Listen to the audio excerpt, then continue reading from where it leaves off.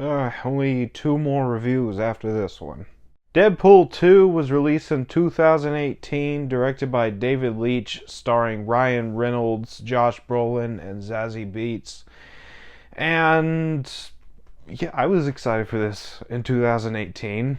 I was a little disappointed in it back then. Still a little disappointed in it now, a little less so though. So let's review it. Starting off with the good, and there's still really a lot to like in this movie. First of all, Ryan Reynolds as Deadpool, absolutely fantastic. Still remains a top tier casting in my opinion.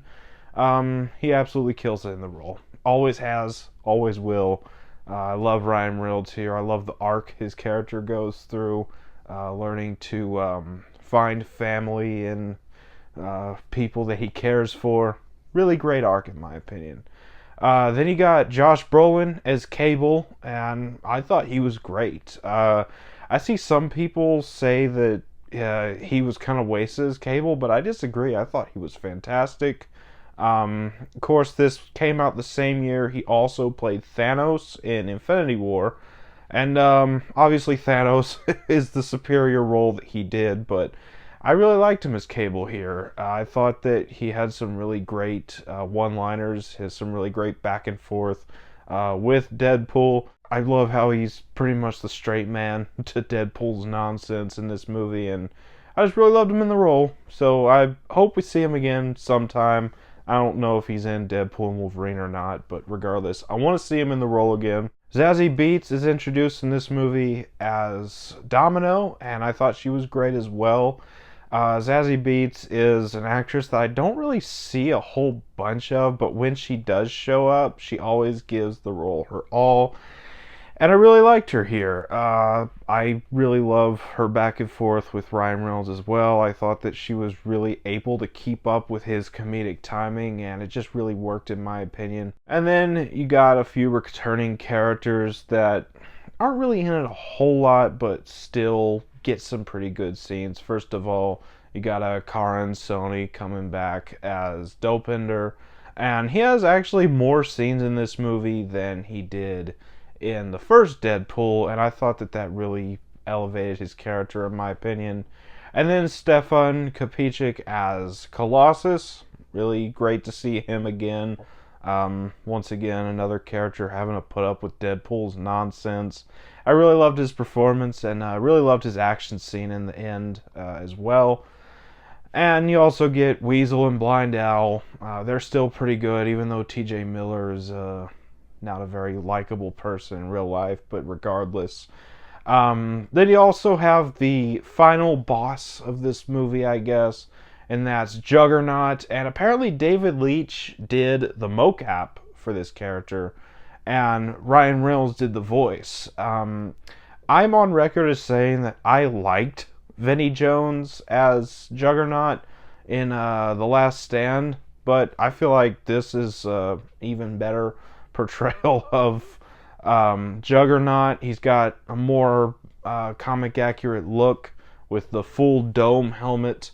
I really like this version of Juggernaut. I really loved his final fight with Colossus in the third act. A really fun sequence there. And you get a pretty good story here. You get some time travel elements with Cable coming in.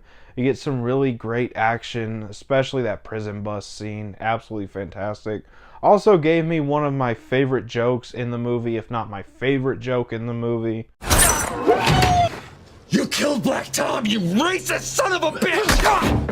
I just thought it was so stupid, it just worked for me. Fun sequence there. And then on top of that, you get some really great humor here. Some of it was just a bit recycled from the first movie, but I still liked it regardless, and it just worked.